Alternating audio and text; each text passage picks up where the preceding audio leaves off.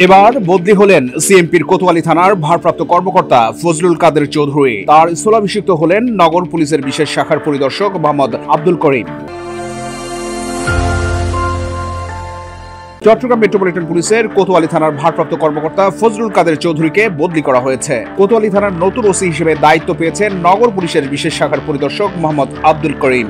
28 November এক office আদেশের মাধ্যমে কোতোয়ালি থানার ওসি রদবদল করেন Chattogram metropolitan police commissioner Hasib Aziz.